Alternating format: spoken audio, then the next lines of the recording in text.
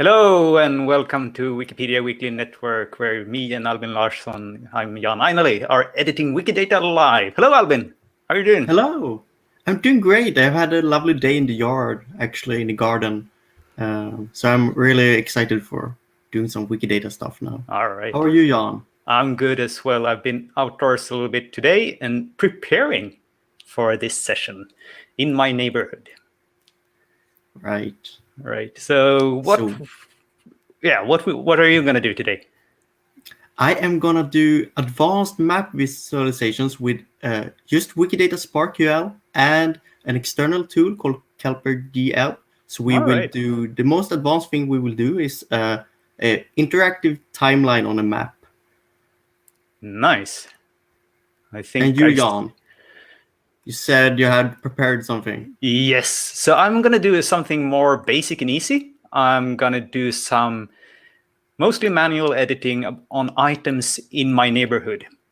And some of that will be adding some pictures. So that's what I've been preparing. I've been out taking some photo. We had some lovely weather here today. And I'm actually doing this because I'm in a new neighborhood. So I'm like, there's lots of stuff to do. And I think this is also something that, hello, Niklas. Anyone could do. So this is going to be something like if you want to do something basic editing and see how does my neighborhood look like in Wikidata. So this is going to be the thing for you. So I'm going to start. This might be a reason to move every now and then. Indeed. Yeah. Yeah. So one might think like, why is it necessary to like do some manual editing on this level in Wikidata? That's not going to get us that far because we're not that many Wikidatans. But I think it's quite important because it gets streets and stuff showing up when they are richer. So they will be found by Sparkle. And also since Wikidata in general always needs more data, if someone comes by and see this, they might be inspired. Well, all right, I can do this with a tool or some other way. So see this as a sort of an introduction, perhaps. Yeah. So this is the tool that I'm using, and it's a pretty awesome tool. Made, of course, by the magnificent Magnus Manske. And it's called WikiShootMe, which sounds a little bit harsh, perhaps, but it's like it's in an invitation from the items on the map to go out and photograph them, take photos of them. And on this map, we see a bunch of dots. And all of these dots are somehow connected to Wikimedia. There are different types of dots here. So we see the blue ones. These are images with coordinates on commons. And then we see here we have a yellow one. This is a Wikipedia article with a coordinate.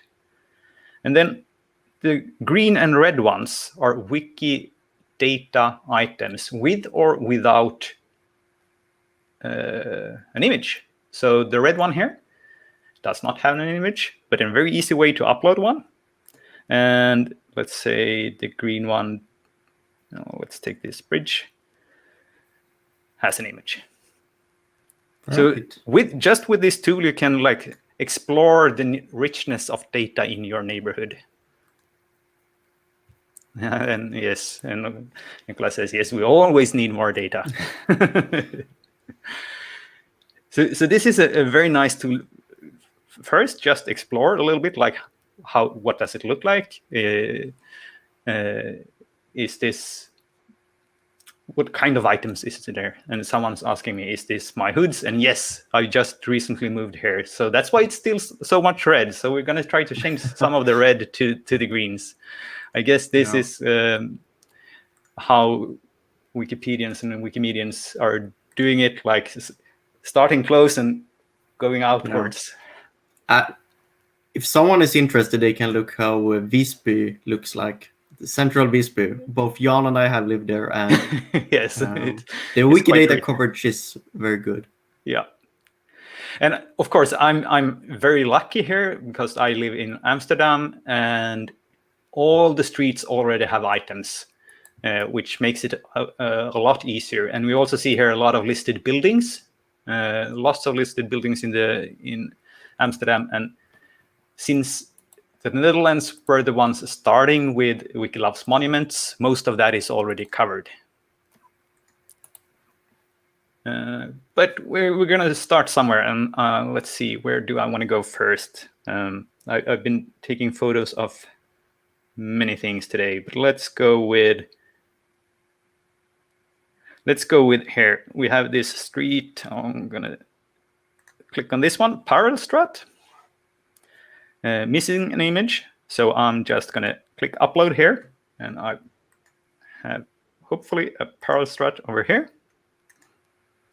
And it's uploading. If this is the first time, you're going to need to do some authorization with OAuth.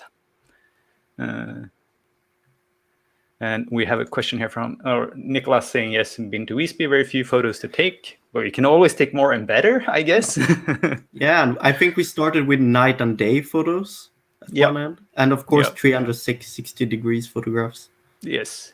And here we have a perhaps more tricky and relevant question. Are all streets relevant for a Wikidata object or item? And I'm not really sure about that.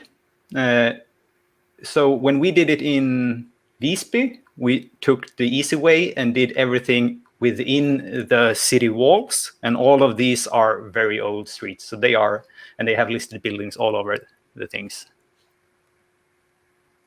And now we can see it already uploaded my image here, and it shows. So let's see what happened on. This is a link to the Wikidata item. So let's open that one. Already had it open, but now it will reload. I'm going to zoom in, and it was quite good because it's already added it here to the item. So I just clicked upload, and it did something, and it added. So it did a few edits here in my name. And we can see what else does it have here. We have an instance of street, country, located in the administrative territorial entity, Amsterdam, coordinate, start time, street address. This is a quite good start. I think I want to start by adding a place here as well, or location. Because this will, let's see, neighborhood of Amsterdam, Wittenberg. But I'm also going to check here what happened on Commons, because this might need some categories or stuff. But for first, we could add the structured data here. That didn't happen by default. That should probably be an easy upgrade. Indeed. It's quite prominent. Published that. And let's see, no categories at all. So I think this one has Parelstraat Amsterdam. Yes, great. Oop. What happened now? Editing a prior. Is someone in here doing stuff? Let's see the history. Or did it was slow saving? Right, the structured data. Yeah. All right, so there we go. Could probably add something more categories, but I'm going to start with this because I'm not actually going to focus on the commons here, but this one is important, I think, because I'm going to actually copy this and go back here. And here I'm not really sure still, after all this time, what is the best way to add the commons category. We have this commons category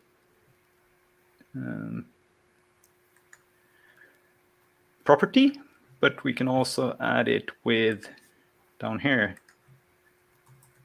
commons Then we'll add the category.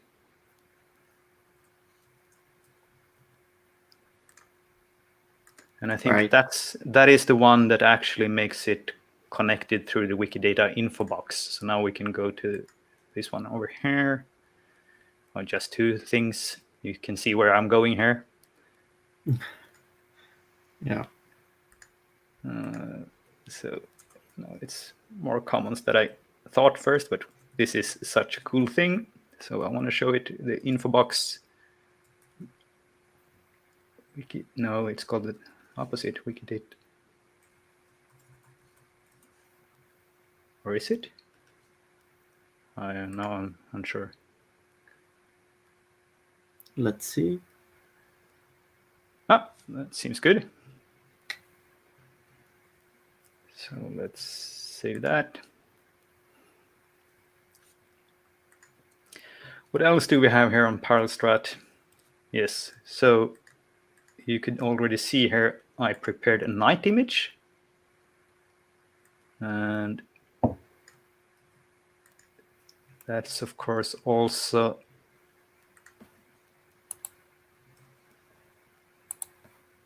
is it called night image? Nighttime view. Right. Another property. And then you already said in the intro here the 360 images. And here we have this. Oh, Nicholas, stealing our show. Yeah. All right. All good. So I guess this is no. Yes, should only be one. I'll have to refresh there and see. Now we have two, and now I'll remove one of them and hope that not both are getting removed.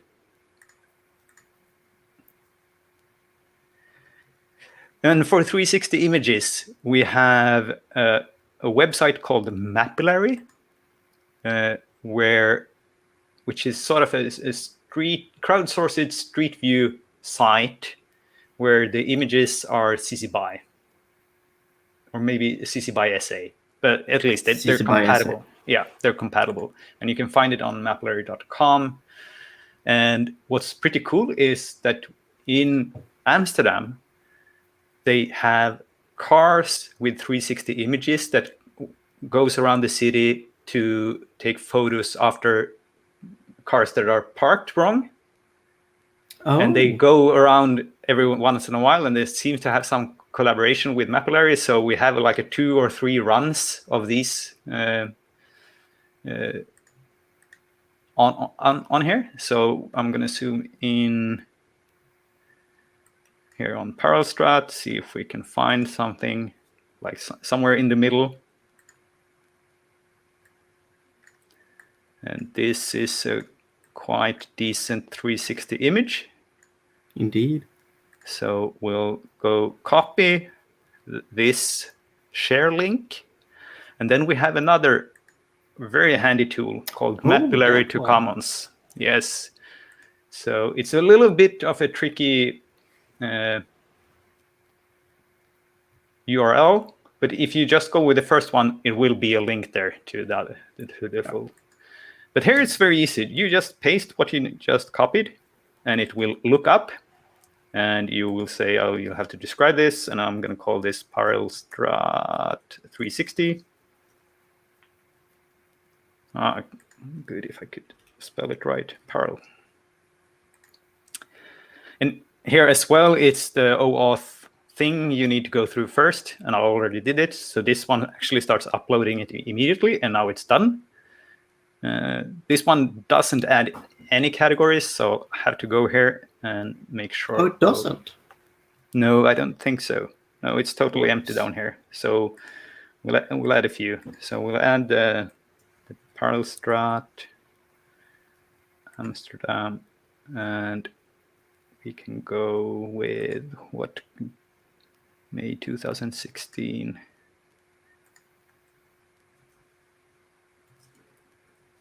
As the person who maintained this tool, I should probably fix that. Nah. Yes, please do. Yeah. So this is going to be simple. This one can also be better, of course. But as a start, so here we have now a 360 image. We'll go back to Parallel Street here. And now let's see. I think this is, it's not called 360, it's called photospheric image. There we have it. Yeah, and it's easy to get confused with one, I think. You lost a P at the start.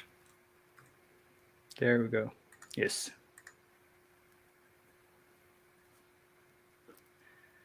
And then I think I'm usually doing it like I'm moving forward a little bit to get a little bit of a different kind of view. I'll go to the share here again, copy that. And then we have, let's see.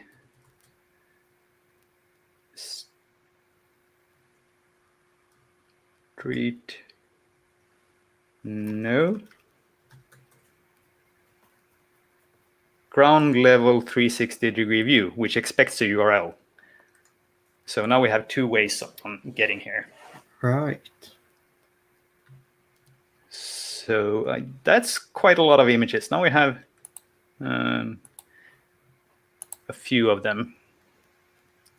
What else could we go? I think we could go with, did I add location? Yes, I did. So let's go also with terminus, which is the endpoints of the street. Oh, to connect them with the other ones. Yes. So now we're starting building up a network here. So yeah. Let's see here on Wikishoot.me. I think it starts on the Kleine Wittenbergerstraat and goes to the Weigat. All right. So Nicholas says that now we need a winter view, and in case there will be a winter, I assume that Jan will solve it. Yeah. At least I will try. And I guess it might not be easy to see it is winter because last winter we didn't have any snow. So that's one end, and then we had the Weigat, not in Curacao. I didn't expect that many Weigats. More. Could you use the Wikishoot.me to look up the item? Right. I could, but we found it here.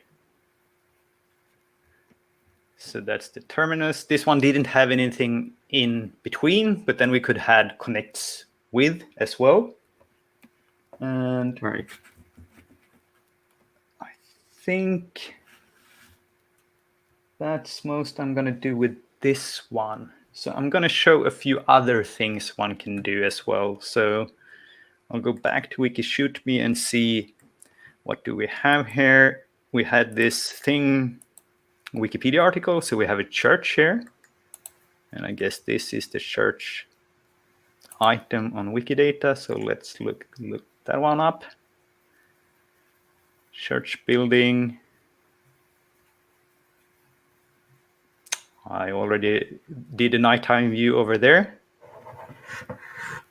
But I think there's something more we can do. We can go with image of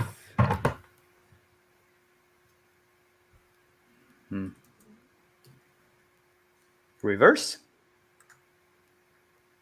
and Osterkerk back. There we have it from today. So this is the church from the backside. Right. And of course, image of reverse is not going to be applicable to everything. Like for street, I don't know if you can have a reverse image of it. If it's a one-way street, I imagine. Yes. We have some question here. Eric is asking, can you create new Wikidata objects from Wikishoot.me? I don't think so. I think this is only for enriching data that's already there. So you'll have to create it elsewhere, but you can add stuff to it here, or find it. And then a question from Galder here, or inside view. Yeah, there's an interior view, but I haven't actually been able to go into this church. I'm not sure if it's open for public. Can this part be scrapped from OSM? You mean the where they are connected and so? Possibly, yes. That is usually a problem with the license of OSM. Yeah. But it's commonly scraped the orchard way around. Yes. But this is one thing that the image of reverse, probably not a lot of the Wikidata items already have that. So that's something that you easily can enrich on Wikidata, and probably even go out and take photos, because not all the things have photos from the backside. So that's an easy way to improve things. A way to climb over a couple of fences, usually, and things like that. Yeah, well, don't do any trespassing. I'm not endorsing that. And then I think, let's see, where we have the.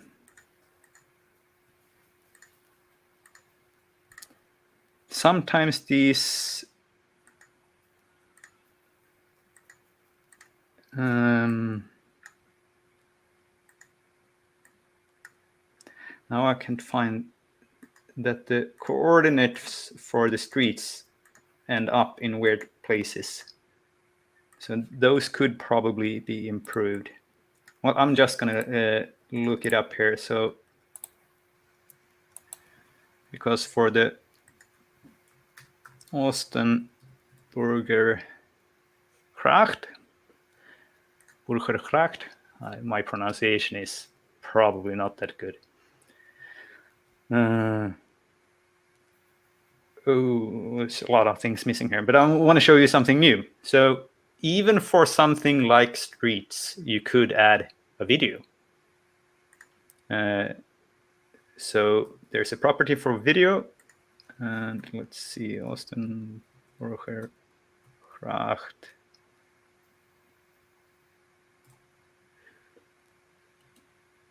Bus WebM. Now, this video is not the best one, so you could have videos going down the street. This one is standing still and just showing you the traffic going past by it, but at least you can see there's one of the mainline buses going through here. So it shows you a little bit of how it looks. And if you have sound, now I don't think I share it through here, you can also hear the level of noise on the street. So it adds some sort of value, perhaps. We always need more data. Yeah, we always need more data. Let's go back to the parallel strat here. So we had the terminus on the Kleine Wittenberger-Gracht strat. So let's add the terminus for that one as well to start building a net. So this one ends at the Wittengracht, and in the other end, I'm not sure what the name of that one is. Windrosplein. So we'll publish that.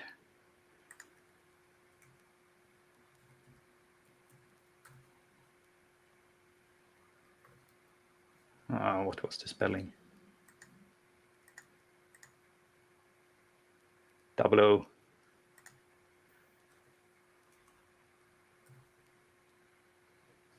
There we have it.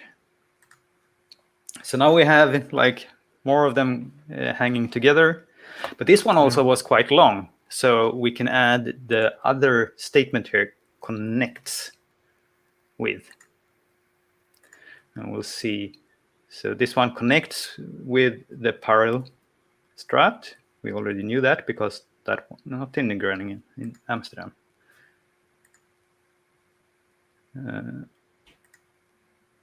Oh, all right. So it should have both connects and terminus, according to this. All right, let's go for that. So not only terminus. Yeah, on the Orchard one, yeah. Yeah, but it only had a terminus there. But it wanted Right. connects as well. So I guess that's correct. Like it has two relations. It both terminates and connects. Yeah. Okay. So for a street like this, it will always be duplicate then, because this one connects, of course, with this one as well. Yeah, that's a little odd. Seems a little odd. Yeah, seems like a bit of an anti-pattern. Yeah. I have to go here. Now we're stuck. No, an infinite loop. Well, if I only add connects here, we'll stop it. In Amsterdam, yes. And while I'm here, I'm going to add the place, location. Nicholas wonder if you know what it's named after, the street. That's a very good question. So I'm going to show you one of them, because one of them I do know. So the parallel I don't know, but this one, the Kleine Wittenberger Gracht, this Wittenberger Straat, it's named after the neighborhood of Wittenberg. So here we have it twice. So we can add the name, spell right.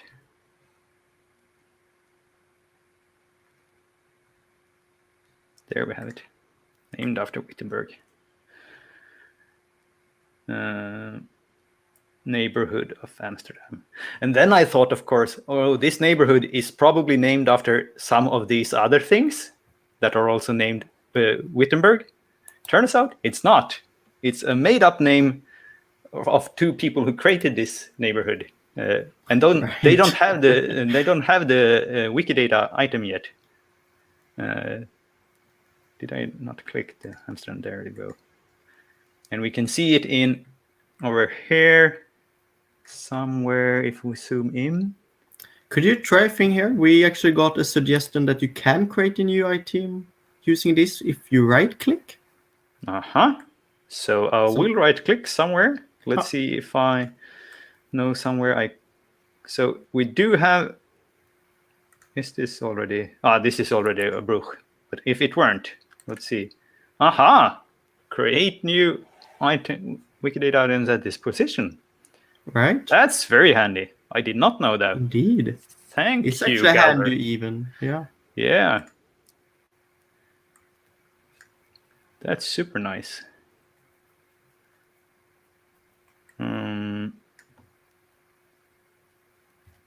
So where were I? I was adding things here, but I'm actually going to stop adding things and just do a very quick query. So I'll go to query.wikidata.org. I'll go for select. Oh, I ran it. That's not what I'm going to do.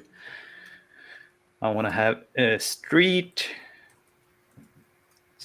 label.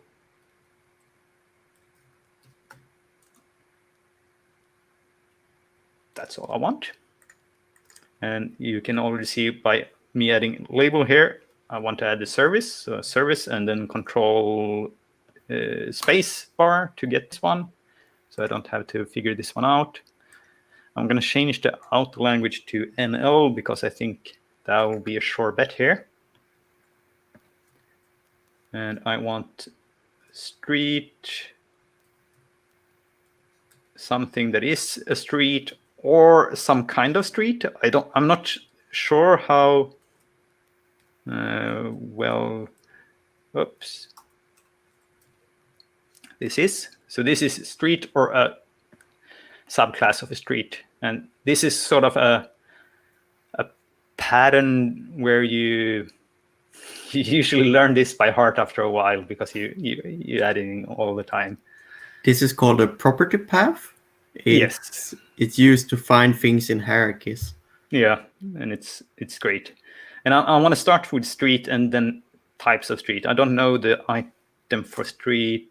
I know it's quite low. This one is the one I want. And I also want this one to be location, which is 276 in Wittenberg. And the right Wittenberg there. And let's just see what we get.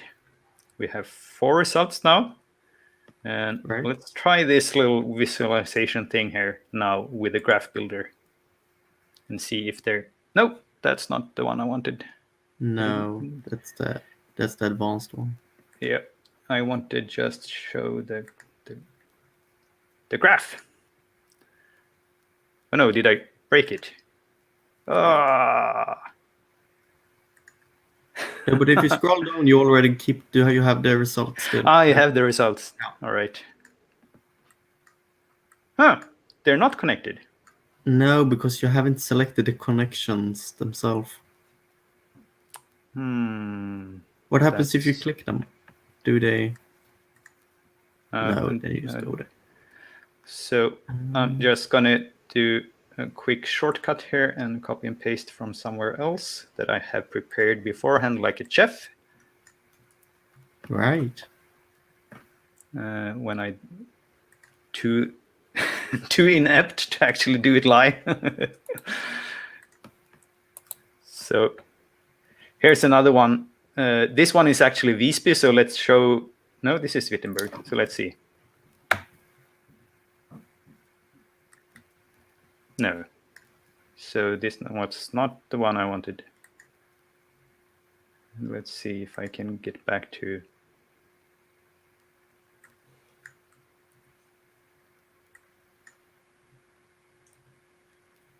Now my copy and paste skill is even bad.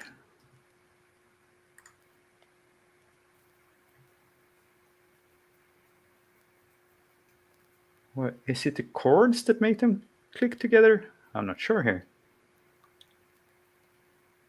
I think it's the property. Because I'm pretty sure this one will. Why are these connected, but not the other one? If you scroll up to the query, let's see. The street in Gotland. Optional. Right. Coordinates. Wait, this is not coordinates. This is terminus. So that's where I'm getting it. No. Ah. Because you're asking for the property. I got tricked there. All right.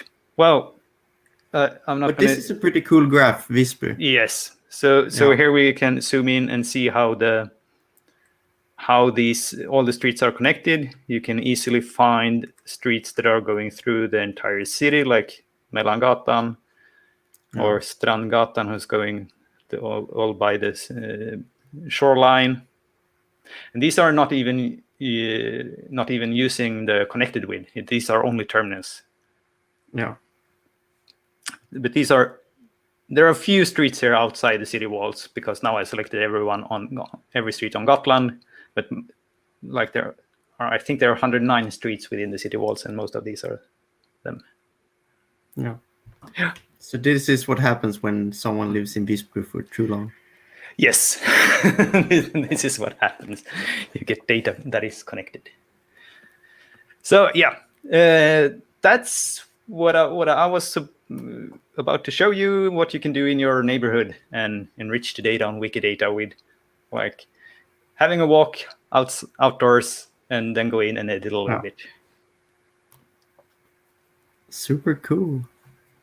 And I'm not gonna do so much editing actually, but I'm thinking I'm gonna show what one of the end results we will be creating today.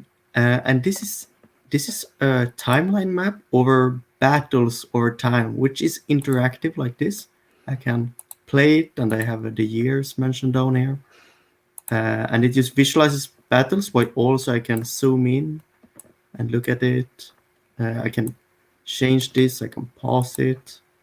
See, let's get the battle. This is battles over the last 500 years, all of them in Wikidata. So I'm just gonna, oops. And it just happens to be super simple to make this type of map using a tool called Kelper GL. But I am gonna start from a rather basic Wikidata query.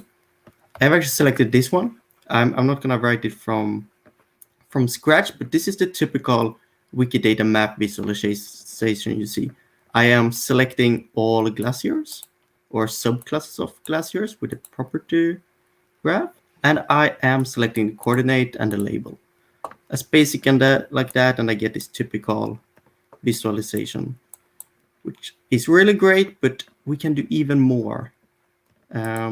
So to make it work with this kelper.gl2, I need to make some changes, because if I go to the table here and show you what the data actually looks like, you see the coordinate, it's using GKT notation for expressing coordinates, and that doesn't necessarily work with this tool. So what we will need to do is to break up the latitude and the longitude into two separate columns. And you might think, oh, that's super simple. We convert this value to a string and split that space, but no, we don't, because you can't convert this to a string. But it happens to be even simpler. So I think we've shown this once before, that, for example, if you want the qualifiers and things like that, you can't select it using VDT because you need the statements about the statements rather than the value. So we would do something like P here to select the information about the statement.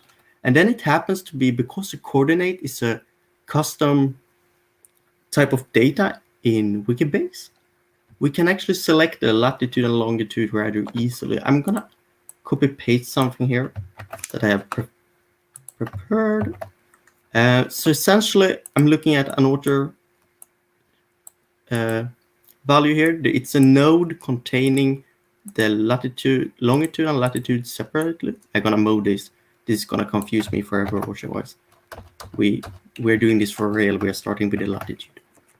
And in that node containing those values, actually Wikibase actually already store latitude and longitude separately. So I can here do lat low. And if I run this now, we will see that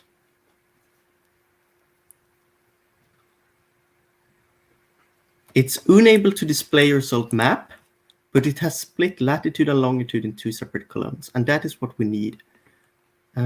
So going from this, I am gonna download this file. I'm actually gonna share it with you first, in case you would actually like to follow along. Let's see.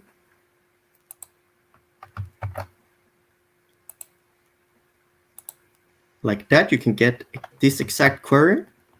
K and I'm gonna capital Y. Gonna download this as a CSV file.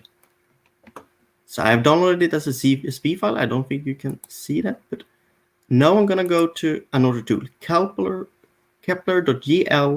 just like that in your browser. And it is super handy. I'm gonna go straight to it. I'm gonna just type it for it. .gl, and it will be a fancy web page here saying that make an impact with your location data. And we are just gonna skip all the text here and click get started. And then it says drag and drop your files here, and we are gonna select that exact CSV file that we used, and it will upload it, and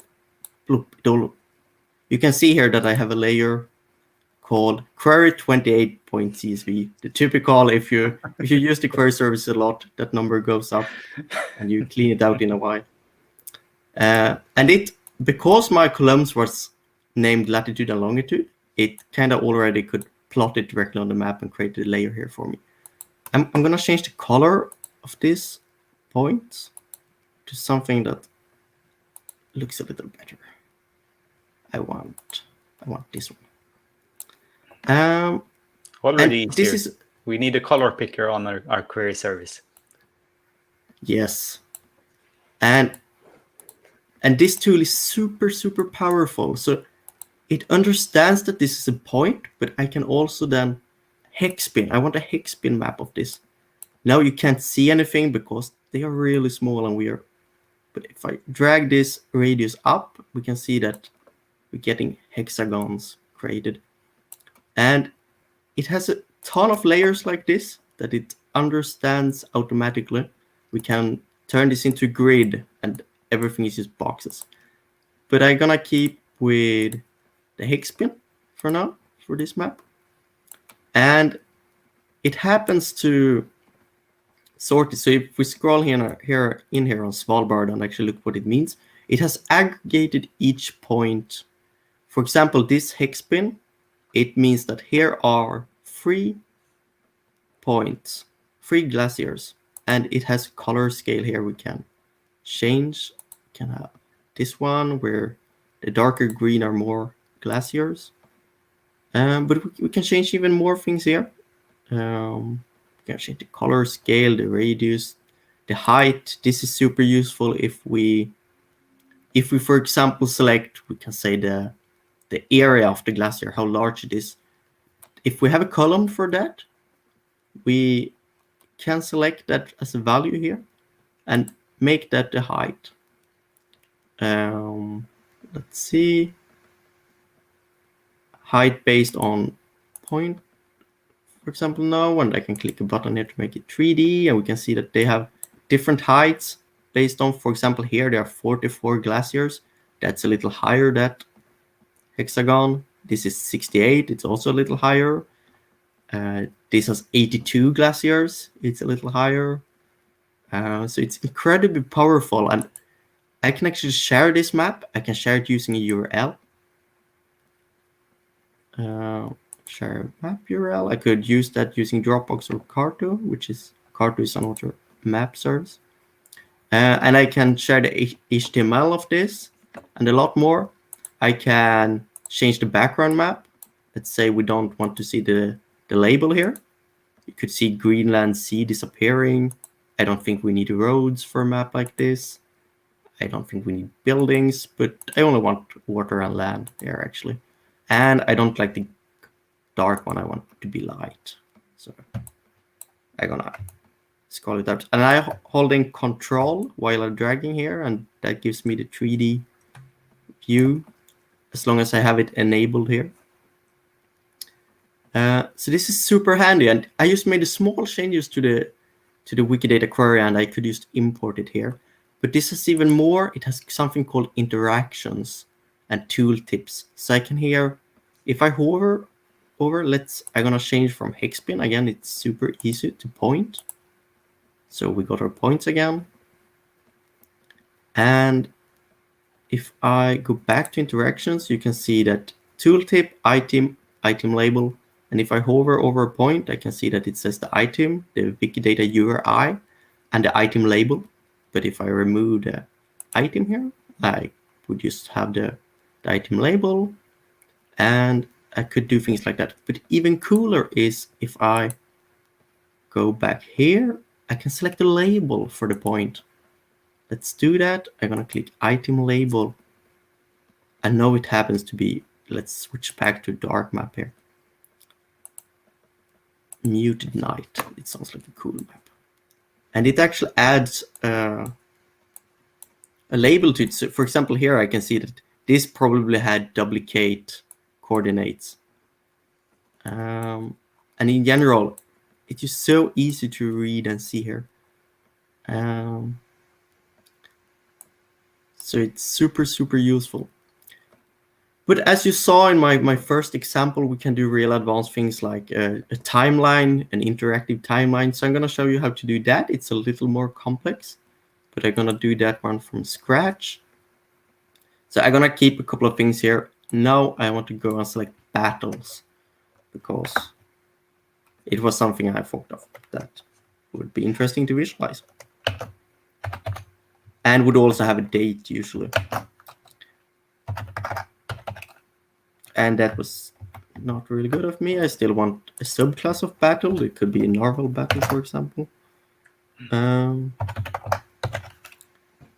a question from Ture here. Can it be used for cities also in a detailed level on the map? Yeah, I can actually show it here. If I would turn on a couple of things like roads and labels, border. Let's see if I can scroll down to Oslo. Oops. Then if I end up scrolling in, it will start appearing. Let's add buildings as well.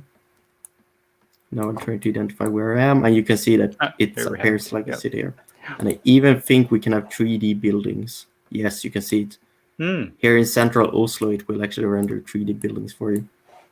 So it has a lot of things like that. And you can even, if you have a 3D model on Commons, you can add that here as well, actually. It has endless capabilities.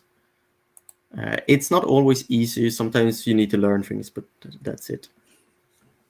That's why we're here. I changed here. Yeah, exactly. I changed here to battle. That's all I did. But I also want this date to be able to actually make a timeline out of it. So that would be item bdt bdt point in time. Point in time. Again, trying to make it simple for me. But I don't want everything. I actually only want the battles for the last 500 years or so. Because also if it's too far back, it becomes negative dates prior to year one, and that tends to require a bit of more work. So I'm gonna do filter, a super basic one, and I'm gonna say year. It's a SparkWeld function that takes the time and just gives you the year, because the time could very often be more precise. So I'm gonna pass in timer. Should be bigger than 1500. Gonna run this just to see how many items we get. About 4,000. Makes sense. But next up, we actually need to format this. So now I didn't select it. Let's select it so I can show it to you. That's a classic by now.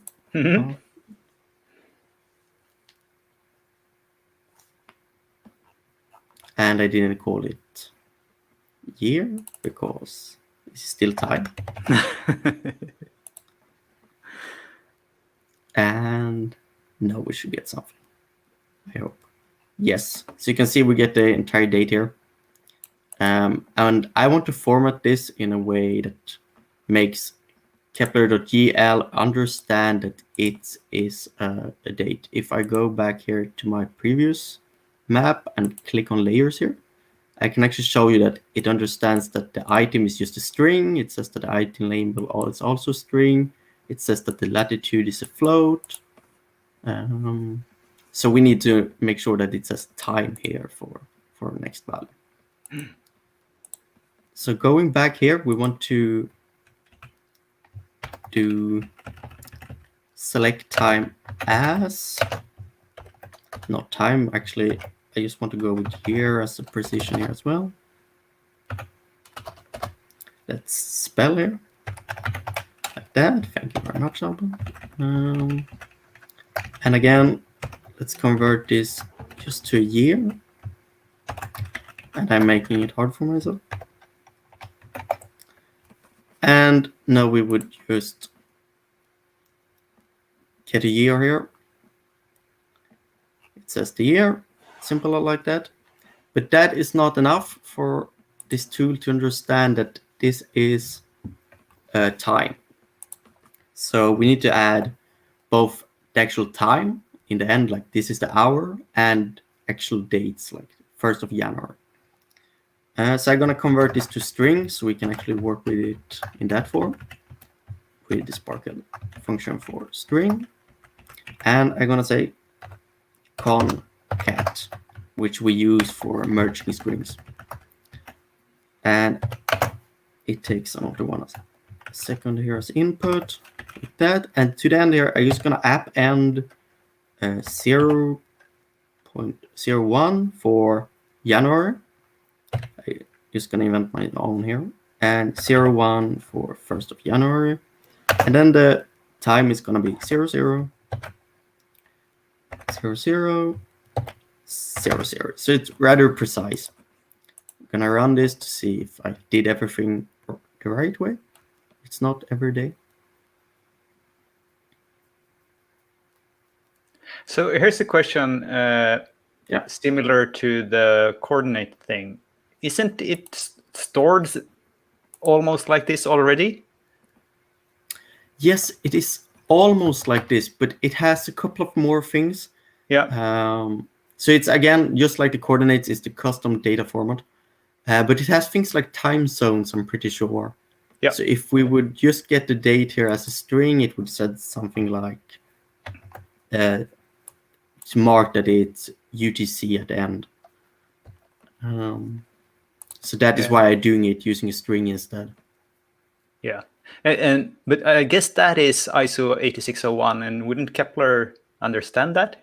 Because that's a quite common data format. It might, but for example, with battles and historical things, Wikidata usually have dates from more than one calendar. And then it breaks down. Yes. So this is a bit of a hack to go around that. Yep. But looking at the results here, we get all the dates. They are made up. Everything is 1st of January, but it's good enough. We don't need that precision in our visualization. So again, I'm gonna start by copying the URL here and share it with you in case you want to follow along.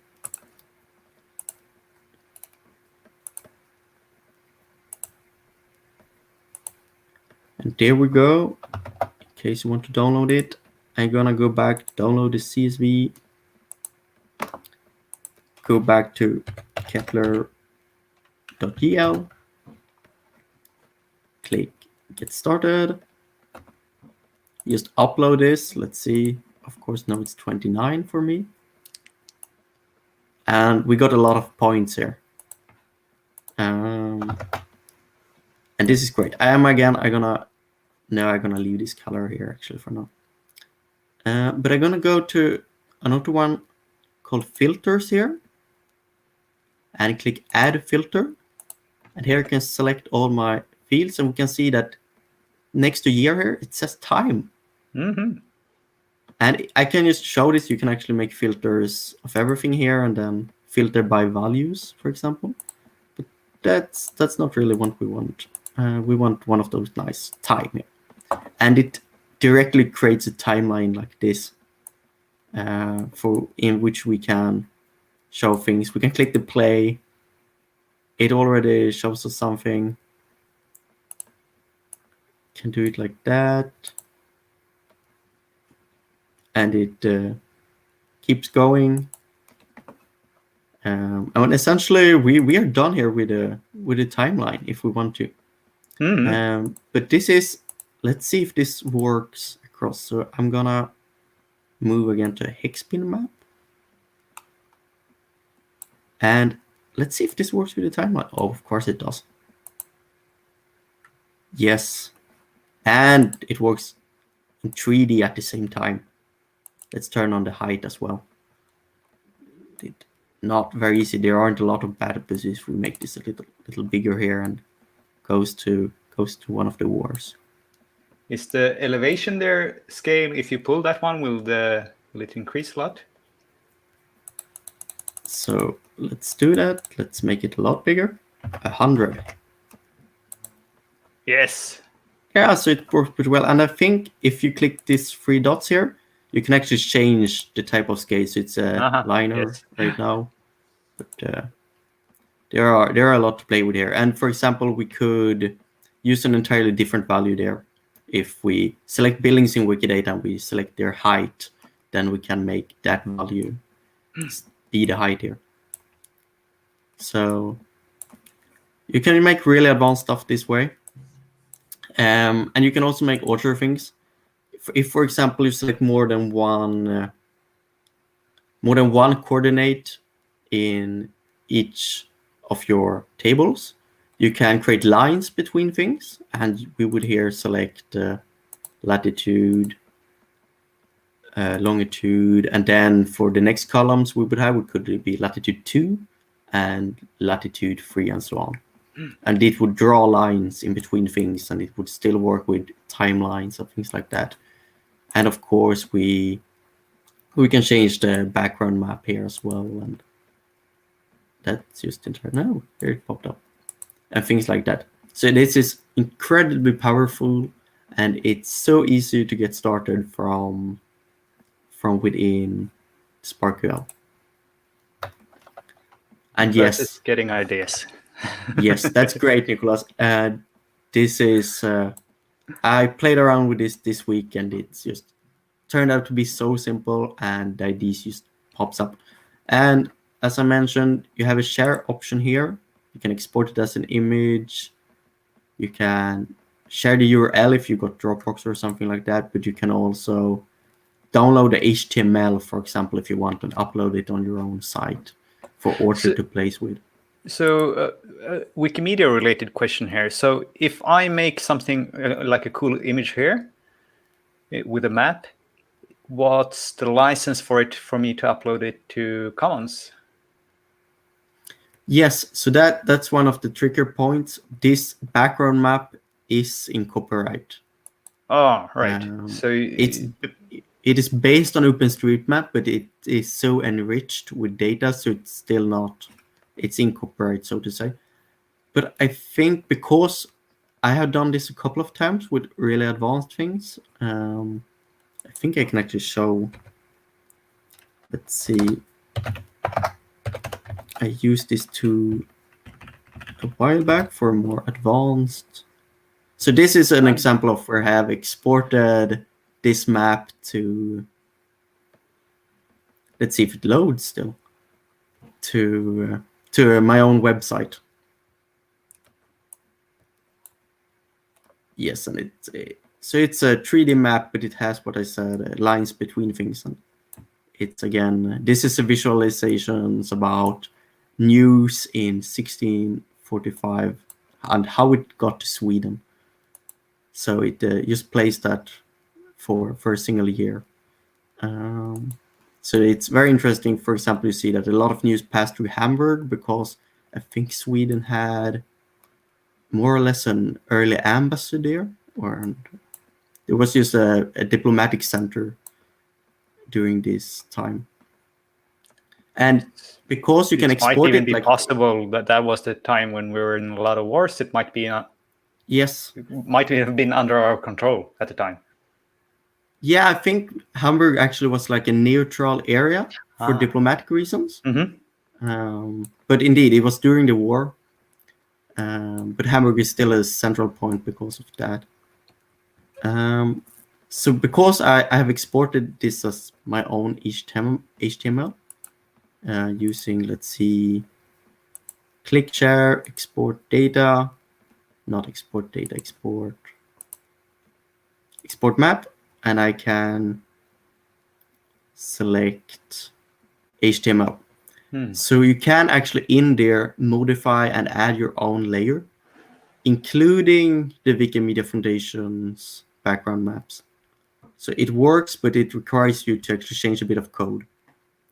It's not very straightforward. Here comes a question from Galder. Wait, how are you plotting news? So this is actually a longer story, I guess, but we made an effort and digitized one of the earliest newspapers from Sweden in 1645, the entire year, and all the reports with where they were from and when they were sent. So we had that data separately. And I think you can go to, I'm going to share you the address for the background story for that.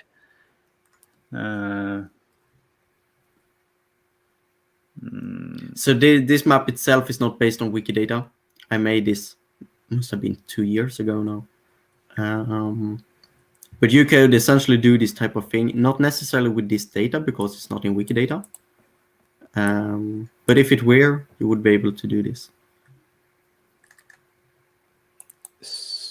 Add banner, show banner. Here's the entire site, and if you and then also we publish this as a WordPress from 1645, so you see everything there. So that's how it's stored. But if you go to the about page there, you can read a lot about it, how it was done and the workflow. I presented this in Wikimania in Mexico, I think. So if you watch the video from there, right, yeah, and this Mexico.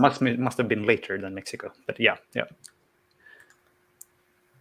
And I based this map upon that data, actually creating a new data set, very much based on that. But I don't think there are plenty of news actually in Wikidata. I'm sure it's relevant enough. Maybe news from 400 years ago. Yeah. But so these are also on Wikisource, but they are not tagged in the same way there yet. So we're thinking about how to tag things on Wikisource. So if the Wikimedia Foundation ever does as it does with Commons and add structured data to Wikisource, which would be amazing, one could do really cool visualizations this way. Indeed. Right, I think that is what I had to show, actually. All right, that was some pretty neat maps and map tools. Yeah. You can, I mean, in case this was a Friday, I might have ended up killing some weekends this way, but at least you got half your weekend this way. Yeah. Yeah. Because this, you can change a lot of stuff in here. You can change your own colors. You can actually add. So what we did now, we added one with a glacier query, and we added one with battles, but we could actually combine those and upload 2 layers as well. Yeah. Yes, Nicholas, we need to talk about this more. Yeah, let's have a chat about this because I think that's can be pretty cool. We always need to talk more about Wikisource. That's the problem with Wikisource. Yeah. Well, great. I think that's all for now. And I hope everyone enjoyed and learned something, and have a nice weekend, and we'll see you later.